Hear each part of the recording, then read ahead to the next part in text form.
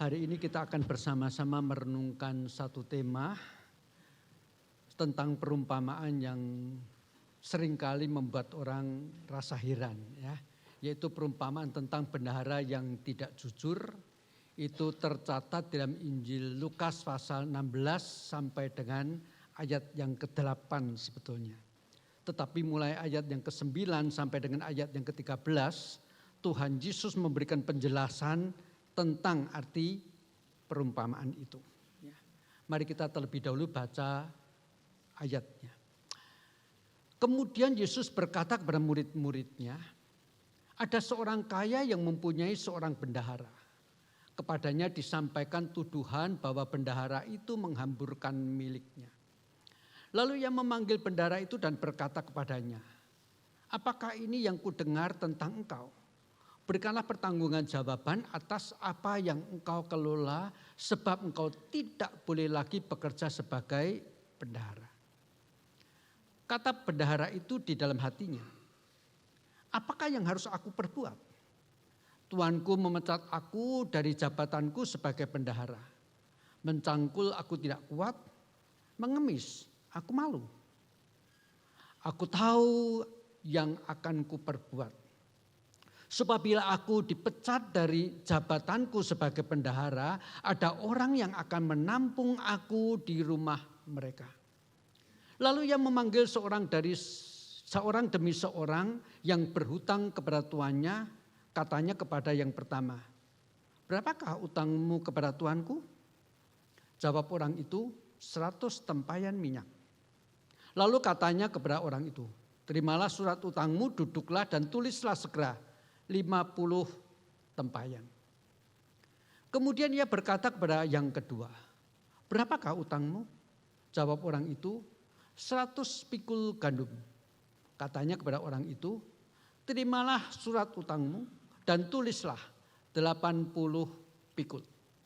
Lalu tuan itu memuji bendahara yang tidak jujur itu karena ia telah bertindak dengan cerdik, sebab anak-anak dunia lebih cerdik terhadap sesamanya daripada anak-anak terang.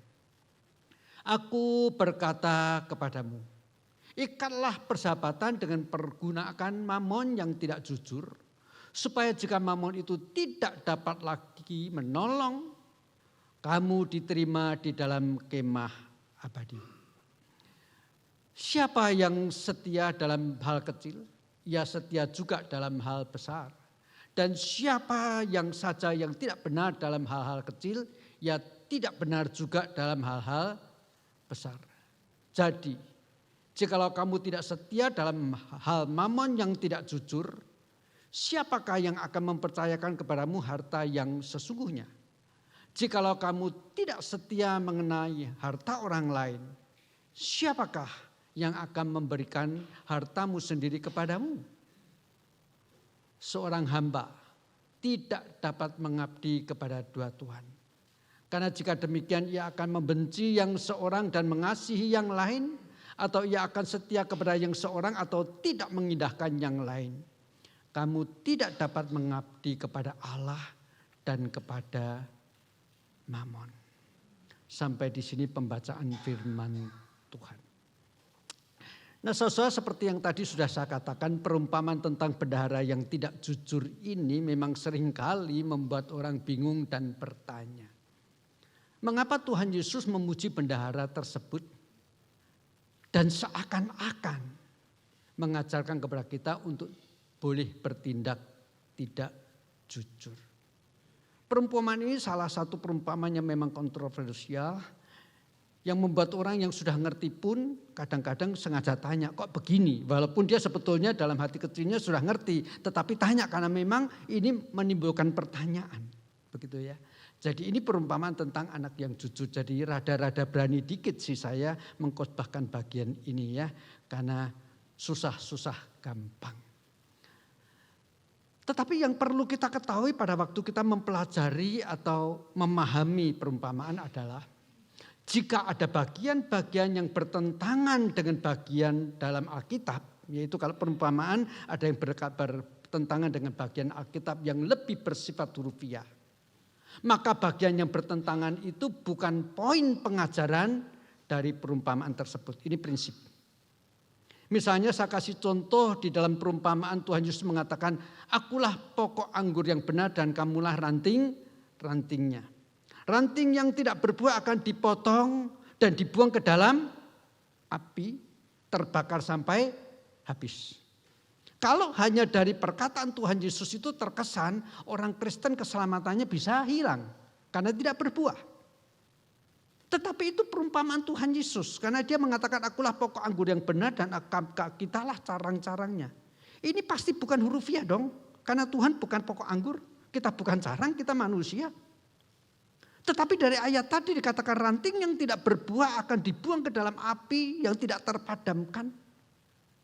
Kalau kita bandingkan dengan bagian-bagian pengajaran yang lebih hurufiah, jelas berulang kali di dalam Alkitab dikatakan orang percaya yang sudah selamat tidak mungkin kehilangan keselamatannya. Maka inilah prinsip daripada belajar dan memahami perumpamaan. Di dalam keseluruhan Alkitab juga jelas Tuhan tidak pernah mengizinkan kita tidak jujur. Katakanlah ya yang di atas ya, tidak di atas yang tidak, berlakulah adil dan benar. Tetapi kenapa pada bagian ini Tuhan Yesus mengajar seolah-olah melalui perumpamaan ini tentang kita boleh tidak jujur. Nah, untuk memahami hal ini kita sebetulnya harus tahu konteksnya dulu. Perumpamaan yang tentang bendahara yang tidak jujur yang disampaikan oleh Tuhan Yesus itu sebetulnya masih dalam kelanjutan dan satu konteks dengan yang 2 minggu yang lalu sudah saya sampaikan di dalam khotbah tentang perumpamaan anak yang hilang, dirham yang hilang dan domba yang hilang. Itu tercatat dalam Injil Lukas pasal 15 ayat yang ke-1 sampai dengan ayat yang habis ya. Nah, kemudian tetapi setelah perumpamaan tentang Tuhan domba yang hilang, dirham yang hilang, dan anak yang hilang, itu memang ditujukan kepada ahli Taurat dan orang-orang Farisi. Tetapi untuk perumpamaan bendahara yang tidak jujur, Tuhan Yesus justru menyampaikan ini untuk murid-muridnya. Mari kita lihat Lukas pasal 16 ayat 1 tadi. Kemudian Yesus berkata kepada murid-muridnya, ada seorang kaya mempunyai seorang bendahara, bla bla bla. Jadi artinya setelah Tuhan Yesus menyampaikan perumpamaan anak yang hilang, dilanjutkan dengan menyampaikan perumpamaan ini, bendahara yang tidak jujur. Kenapa Tuhan Yesus menyampaikan perumpamaan ini sekarang kepada murid-muridnya? Kalau kita mencoba memikirkan situasinya waktu itu kan begini. Tuhan Yesus sedang makan bersama-sama pemungut cukai, orang-orang berdosa. Lagi enak-enak makannya itu murid-murid ikut makan. Datanglah orang-orang Farisi dan ahli Taurat mengatakan, keterlaluan. Tuhan Yesus dan murid-muridnya makan bersama-sama dengan orang berdosa. Saya mencoba menempatkan diri saya sebagai murid-murid Yesus. Ketika ahli Taurat dan orang Farisi datang menegur demikian, saya tuh malu banget. Iya ya, sebagai orang Yahudi, apalagi yang sangat memperhatikan hal-hal rohani, kok mau makan bersama-sama dengan orang-orang berdosa? Malu. Tetapi kemudian Tuhan Yesus menyindir orang-orang Farisi dan ahli Taurat dengan perumpamaan tadi. Domba yang hilang, dirham yang hilang, dan anak yang hilang. Yang jelas-jelas itu nyindir orang-orang Farisi.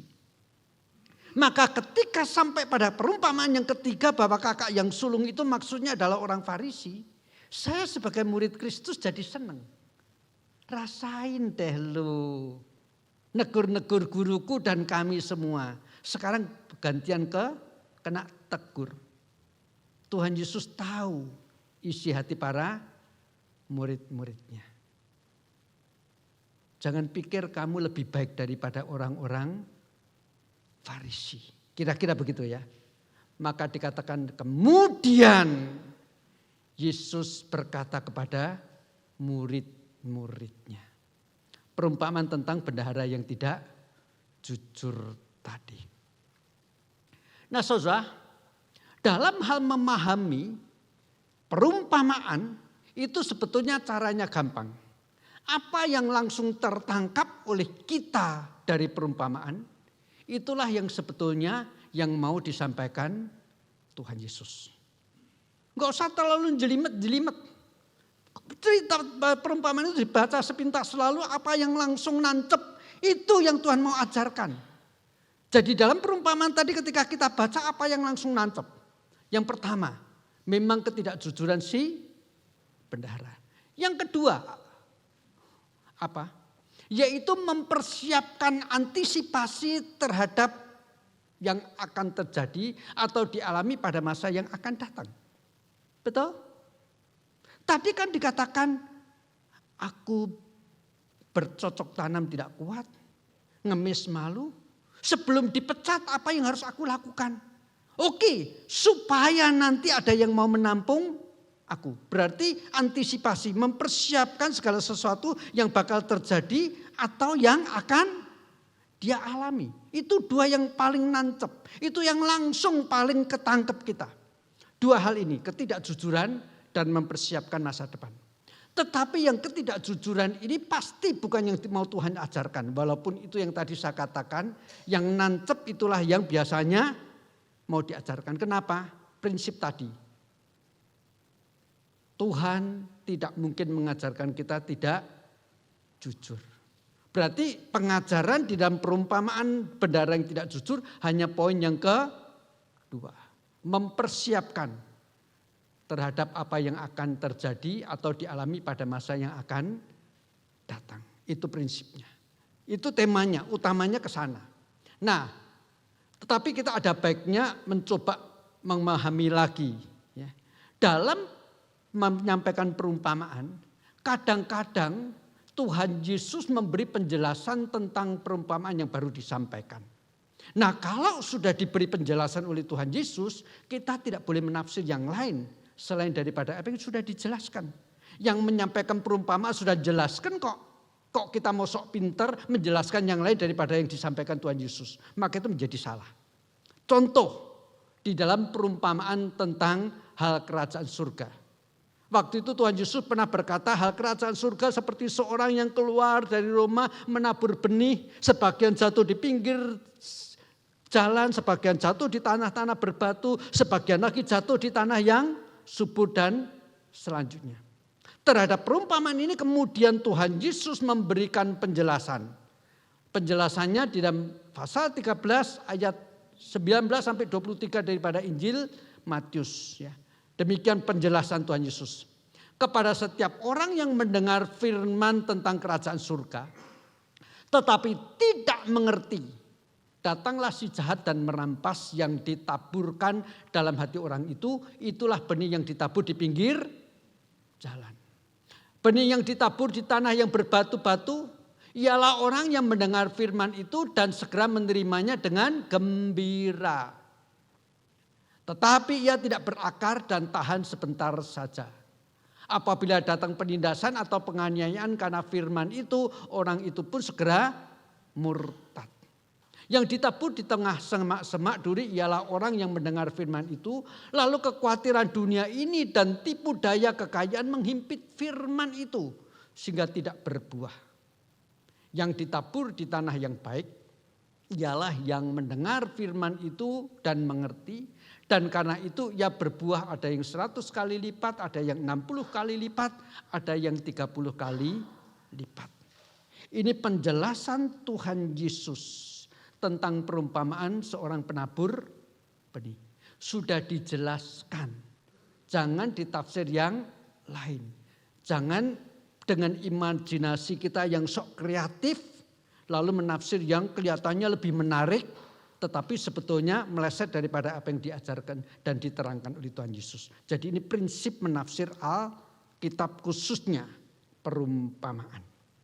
Nah, demikian juga yang dilakukan Tuhan Yesus pada perumpamaan tentang bendahara yang tidak jujur. Yesus memberikan penjelasan tentang perumpamaan ini. Perhatikan dalam ayat 8 ini masih bagian daripada perumpamaan. Lalu Tuhan itu memuji bendahara yang tidak jujur itu karena ia telah bertindak dengan cerdik, sebab anak-anak dunia ini lebih cerdik terhadap sesamanya daripada anak-anak terang. Itu akhir daripada perumpamaan. Kalau kita perhatikan ayat yang ke-9. Aku berkata kepadamu, ikatlah persahabatan dengan mempergunakan mamon yang tidak jujur, bla bla bla. Artinya mulai ayat yang ke-9, Tuhan Yesus mulai menjelaskan makna atau pengajaran daripada perumpamaan bendahara yang tidak jujur. Jelas sekali. Setelah selesai di dalam ayat 8 tentang perumpamaan, aku berkata kepadamu, ini selalu pengajaran yang bersifat hurufiah. Tidak lagi pakai perumpamaan. Penjelasan daripada perumpamaan sebelumnya. Nah, pengajaran pada perumpamaan ini adalah mempersiapkan atau antisipasi terhadap yang akan terjadi atau dialami pada masa yang akan datang. Masih ingat? Tadi saya menyebutkan yang dua langsung ketangkap dalam pikiran kita dua. Yang satu ketidakjujuran. Yang kedua antisipasi. Yang tidak jujur konflik dengan ajaran Alkitab. Berarti itu bukan yang mau disampaikan. Berarti yang disampaikan melalui perumpamaan tadi cuman poin ini. Mempersiapkan terhadap apa yang akan terjadi dan dialami pada masa yang akan datang. Itu sebabnya dikatakan ayat 9. Aku berkata kepadamu, ikatlah persahabatan dengan mempersiapkan mamon yang tidak jujur. Supaya jika mamon itu tidak dapat menolong lagi, kamu diterima di dalam kemah yang abadi. Jadi Tuhan Yesus yang mengatakan suatu saat mamon atau gampangnya ya duit itu tidak bisa nolong kita lagi. Sekarang masih bisa nolong kita. Tapi suatu saat duit tidak bisa nolong kita lagi. Maka sebelum duit sudah tidak bisa menolong kita lagi, apa yang harus kita lakukan supaya kita diterima dalam kemah abadi? Jelas sekali penjelasannya. Sesuai dengan tadi persiapan akan masa depan. Secara sederhana atau lebih tegasnya sebetulnya boleh dikatakan sampai nanti suatu saat duit tidak bisa nolong lagi. Apakah waktu itu di dalam kekekalan kita diterima? Persiapkanlah melalui hidup yang sekarang ini. Yang mungkin 70 tahun, mungkin 80 tahun, mungkin 90 tahun, yang lebih lagi katakanlah 100 tahun lewat dikit. Tetapi itu sangat pendek jikalau kita bandingkan dengan kekekalan yang tidak berpangkal dan tidak berujung. Maaf kata, hidup kita ini yang di dalam dunia ini dibandingkan dengan kekekalan itu sebagai bandingkan satu titik dengan garis yang sangat panjang. Tetapi celakanya kalau kita mau jujur, kita itu fokus kepada yang satu titik dan mengabaikan garis yang sangat panjang yaitu kekekalan. Dan inilah yang sangat ditekankan oleh Tuhan Yesus melalui perumpamaan tadi. Siap-siap. Sebelum nanti terjadi, duit tidak lagi berguna, tidak bisa lagi menolong kita. Apakah kita akan diterima di dalam kemah abadi atau kekekalan? Jelas sekali. Jadi Tuhan Yesus mengajar pada para muridnya agar melalui hidupnya yang sekarang mempersiapkan untuk hidup yang kekal. Itu jelas. Tidak bisa ditafsir yang lain. Cukup mudah. Tetapi permasalahannya bagaimana caranya. Dan Yesus sudah menjelaskan. Setia pada perkara kecil. Di dalam penjelasannya tadi dikatakan jikalau kamu tidak setia pada perkara kecil, kamu juga tidak akan setia pada perkara yang besar. Jika engkau tidak benar pada hal-hal yang sepele, engkau juga tidak benar di dalam hal-hal yang besar. Prinsipnya bagaimana kita mengantisipasi untuk masa yang akan datang. setia pada perkara yang kecil. Itu ayat 10 tadi. Siapa saja yang setia dalam hal-hal kecil, ia setia juga dalam hal-hal besar. Dan siapa saja yang tidak benar dalam hal-hal kecil, ia tidak benar juga dalam hal-hal yang besar. Setialah pada hal yang kecil, supaya engkau boleh setia dan bisa setia pada hal yang besar. Lalu setelah itu Tuhan Yesus menjelaskan dari sudut akibat jika tidak setia. Ya, penjelasan dari sudut yang tidak setia, penjelasannya demikian. Jadi, jikalau kamu tidak setia dalam hal mamon yang tidak jujur, siapakah yang akan mempercayakan kepadamu harta yang sesungguhnya? Apa harta kita yang sesungguhnya? Mamon itu tidak jujur, duit itu tidak jujur. Tidak jujurnya apa? Yaitu tadi, suatu saat dia tidak bisa menolong kita lagi. Ada banyak orang di dalam dunia termasuk kita merasa duit segalanya. Duit adalah kehormatan. Duit adalah penolong kita dalam segala keadaan. Duit membeli teman. Duit membeli segala sesuatu yang kita mau. Nah, itu kata orang. Duit memberi penghormatan. Ya, kalau kita mau jujur banyak orang yang otomatis melihat orang yang sangat kaya kita menghormati. Oh, ini orang kaya loh, dihormati. Tanpa peduli dia kayanya bagaimana. Mungkin di mata Tuhan menghargai orang yang hidupnya sederhana. Menolak kemiskinan yang tidak sesuai dengan prinsip-prinsip. Ya. Tetapi okelah dikatakan di sini. Ya. Mamon atau duit itu memang tidak jujur. Seringkali menipu kita dengan mengatakan aku bisa melakukan segala sesuatu yang kamu inginkan. Kenyataannya tidak. Mamon tidak jujur, duit tidak jujur. Karena tidak menuntun kita pada jalan yang benar kalau kita tidak hati-hati. Jujur, mamon bisa membuat kalau kita tidak hati-hati makin jauh kepada Tuhan. Itu sebabnya Tuhan Yesus pernah berkata, berbahagialah orang yang miskin. Dialah yang punya kerajaan surga. Memang orang yang miskin yang tidak berdaya di dalam dunia yang tidak adil ini kadang-kadang orang-orang yang miskin seperti itu akhirnya pasrah. Hanya bersandar pada Tuhan. Itu sebabnya juga pernah Tuhan Yesus berkata, jangan biarkan mereka pergi daripadaku anak-anak kecil ini. Karena mereka lah yang punya kerajaan surga. Apa maksudnya? Sikap yang ada di dalam diri seorang anak kecil apa? Pasrah total kepada perlindungan dan pemeliharaan orang tuanya. Semakin kita punya segala-galanya, kalau kita tidak hati-hati, sikap kita bersandar pada Tuhan itu menjadi kurang.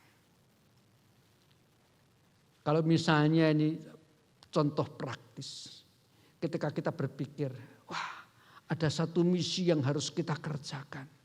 Lalu kita mulai ngomong apa? Tapi persembahan kita setiap minggu cuman sekian. Kita tahu misi ini penting, tetapi persembahan setiap minggu cuma sekian. Untuk kebutuhan rutinitas per bulan aja pas-pasan. Bagaimana memungkinkan kita mengerjakan misi yang seperti itu? Itu kalau gereja yang kurang duit dalam tanda kutip begitu. Coba gerejanya berlimpah. Dia ngomongnya apa? Misi butuh dan gampang. Kenapa? Ada duit. Gereja yang pertama, ketika mau mengambil bagian misi itu, bergumul di dalam doa. Minta pertolongan Tuhan. Tetapi gereja yang kedua, oh gampang, langsung utus saja dia. Duit sekian, gampang. Tinggal tulis, disetujui oleh ketua majelis, disetujui oleh bendahara, selesai. Ya, hati-hati. Itu sebabnya Tuhan Yesus berkata, apa itu yang tidak setia? Jikalau kamu tidak setia dalam duit yang tidak jujur, siapa yang akan mempercayakan kepadamu harta yang sesungguhnya? Kalau kita yakin dan tadi sudah sepakat, duit itu tidak jujur. Suatu saat terlepas dari tangan kita. Kita lahir tanpa membawa apa-apa. Kita meninggalkan dunia, juga meninggalkan apa-apa. Jadi itu duit itu bukan harta kita yang sesungguhnya, bukan. Maka dikatakan jikalau kita tidak bertanggung jawab, tidak setia kepada duit kita, siapakah yang akan mempercayakan kepada kita harta kita yang sesungguhnya? Saya akan baca satu ayat di dalam 1 Petrus pasal yang pertama, ayat yang ketiga dan keempat, demikian bunyinya. Pakai Alkitab saya, ya, tidak saya tayangkan, gampang dimengerti, bunyinya demikian. Terpujilah Allah dan Bapa Tuhan kita Yesus Kristus, yang karena rahmat-Nya yang besar telah membuat kita lahir kembali melalui kebangkitan Yesus Kristus dari antara orang mati kepada hidup yang penuh pengharapan. Ayat yang keempat, untuk menerima warisan yang tidak dapat binasa, yang tidak dapat cemar, yang tidak dapat layu, yang tersimpan di surga bagi kamu. Petrus itu menulis surat kepada orang-orang yang dulunya tinggal di kota Roma. Tetapi karena aniaya yang dialami oleh mereka dalam pemerintahan kekaisaran Nero, mereka berpencar kemana-mana, dadakan menjadi orang miskin. Dari kaya raya dadakan menjadi orang miskin. Ada orang miskin dadakan jadi kaya lalu norak banget. Ada banyak orang kaya dadakan menjadi miskin, kondisinya susah banget. Kepada orang ini Tuhan Yesus berkata, walaupun kamu kehilangan harta, bersyukurlah. Harta yang di dalam dunia atau duit yang tidak jujur, mamon yang tidak jujur. Bersyukurlah anugerah keselamatan dalam Kristus Yesus. Di dalam Kristus Yesus yang memberikan anugerah keselamatan, engkau menerima warisan yang tersimpan di surga. Yang tidak dapat layu, yang tersimpan di surga, yang tidak dapat dijarah. Jadi kalau begitu ayat 11 penjelasan Yesus berbicara tentang apa? Jikalau kita tidak jujur dengan duit yang ada di tangan kita. Atau tidak setia dengan duit yang di tangan kita. Siapakah yang akan mempercayakan harta kita yang di surga? Itu ayat 11. Lalu sekarang kita lihat ayat yang ke-12. Jikalau kamu tidak mengenal, tidak setia mengenai harta orang lain, siapakah yang akan memberikan hartamu sendiri kepadamu? Oke, saya sengaja kasih warna-warna yang berbeda supaya kita bisa memahaminya. Ya. Dan yang warna kuning saya kasih huruf A. Jikalau kamu tidak setia dengan harta orang lain, saya kasih huruf C. Sekarang yang B, yang di ayat 11. Siapa yang akan mempercayakan kepadamu harta yang sesungguhnya? Lalu yang warna putih ayat 12, siapakah yang memberikan hartamu sendiri kepadamu? Sekarang yang B, siapa yang akan mempercayakan kepada hartamu yang sesungguhnya? Dan yang di ayat 12b, hartamu sendiri, itu harta kita yang di surga kan? Jadi yang di atas yang warna putih dan yang di bawah ayat 12 yang bagian B, sama-sama bicara soal harta di surga. Betul? Betul ya? Oke. Yang ngomong kalian bukan saya. Mari kita pakai matematika, logika matematika yang paling sederhana. Ya. A itu walaupun saya tidak pakai kata sama dengan, tetapi rupanya ayat ini di dalam ayat 11 maupun 12, Tuhan Yesus mau membandingkan antara A dan B. Ya.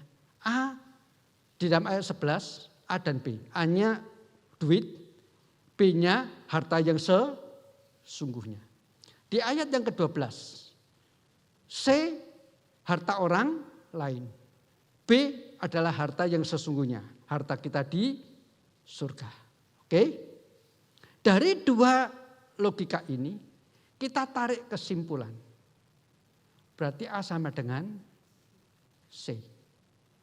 Ini logika matematika yang paling sederhana. Nah, A itu apa? Duit.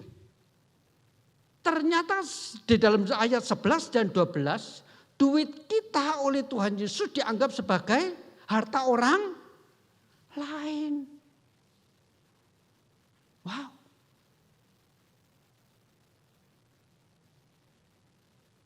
Kaget? Saya aja kaget. Tetapi kalau ini memang ajaran Tuhan Yesus, suka tidak suka, saya harus menyampaikan. Oke. Setelah itu disimpulkan dengan tegas oleh Tuhan Yesus dalam ayat 13. Seorang hamba tidak dapat mengabdi kepada dua tuan. Karena jika demikian ia akan membenci yang seorang dan mengasihi yang lain, atau ia akan setia kepada yang seorang dan tidak mengindahkan yang lain. Kamu tidak dapat mengabdi kepada Allah dan kepada Mammon. Engkau tidak dapat mengabdi kepada Allah dan mengabdi kepada duit. Tidak. Masih ingat perumpamaan ini bicara soal bendahara yang tidak jujur. Berarti jikalau kita ini tidak menggunakan duit kita untuk paling sedikit juga memperhatikan sesama kita, kita adalah bendahara yang tidak jujur. Itu artinya. Perhatikan ayat 8, Tuhan Yesus di dalam perumpamaannya masih mengatakan, sebab anak-anak dunia lebih cerdik terhadap sesamanya daripada anak-anak terang. Dalam perumpamaan tadi, terlepas itu sebetulnya bukan poin yang terlalu diajarkan, kita menangkap kesan. Bendahara ini kemudian memanggil orang, utangmu berapa? 100 pikul gandum, tulis jadi 80. Perbuatan baik kepada sesamanya. Jangan lihat dari unsur tipunya. Memperlakukan sesama yang punya hutang dengan baik. Itu sebabnya Yesus berkata, mereka anak-anak dunia lebih cerdik memperlakukan sesamanya.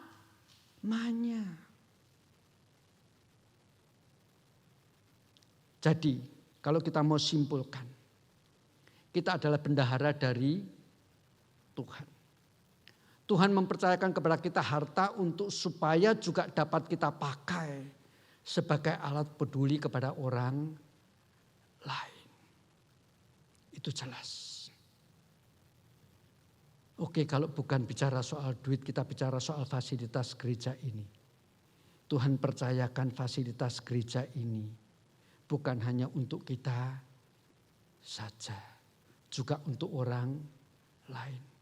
Pokoknya apapun yang baik yang Tuhan berikan kepada kita, itu kita harus menjadi bendahara yang baik untuk dipakai untuk melayani dan peduli kepada orang lain. Kalau kita punya karunia berkata-kata dengan hikmat dan bijak menasihati orang, jangan sungkan-sungkan. Pendeta Yung aja tidak kok, gitu ya.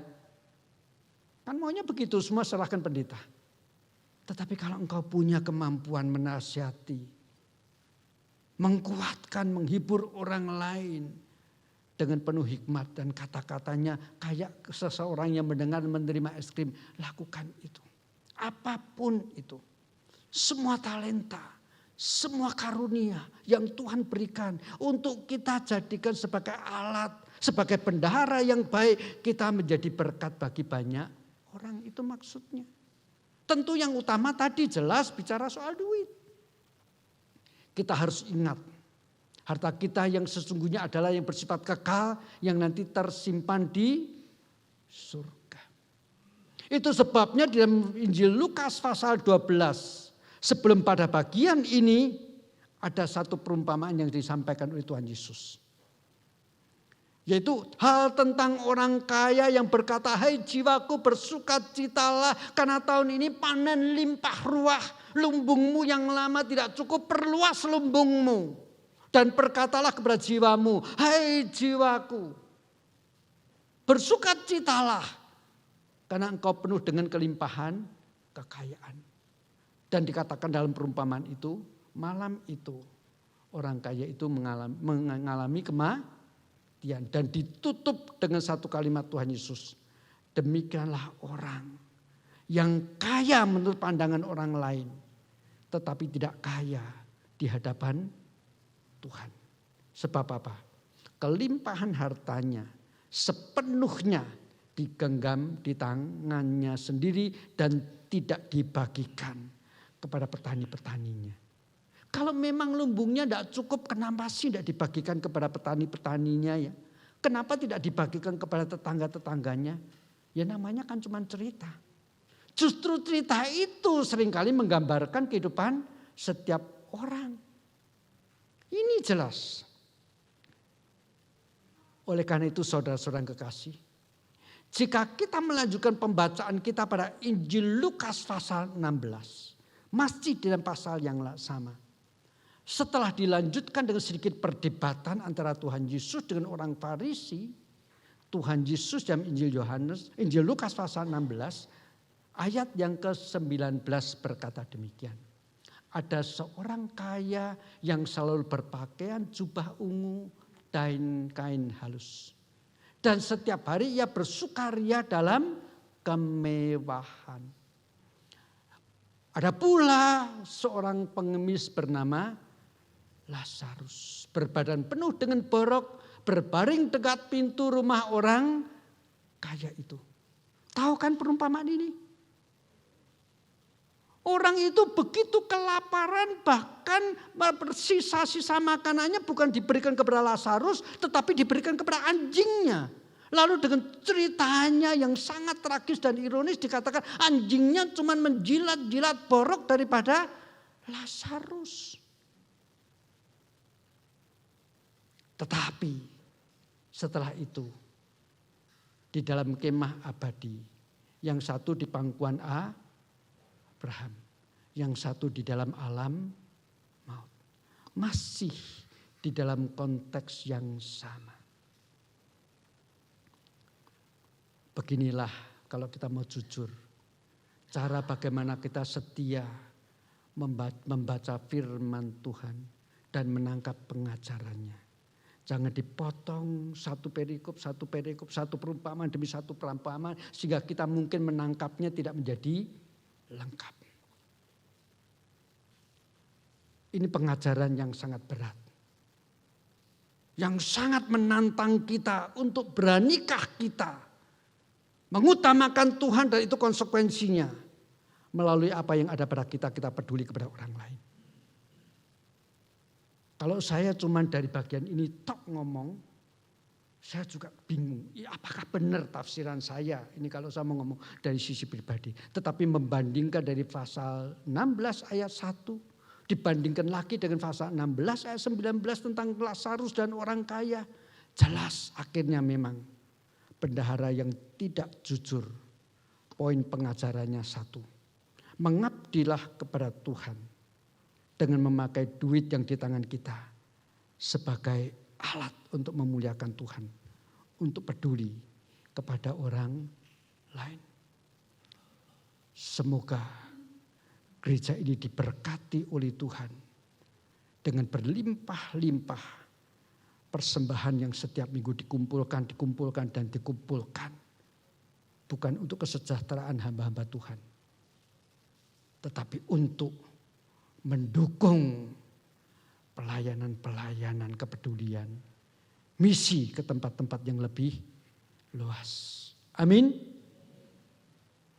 Barang siapa mendengar firman dan melakukannya, dia serupa orang yang membangun rumah di atas batu. Persisnya nantikan minggu depan Pak Jonathan akan menyampaikan khotbah ini. Mari kita bersama-sama masuk di dalam doa.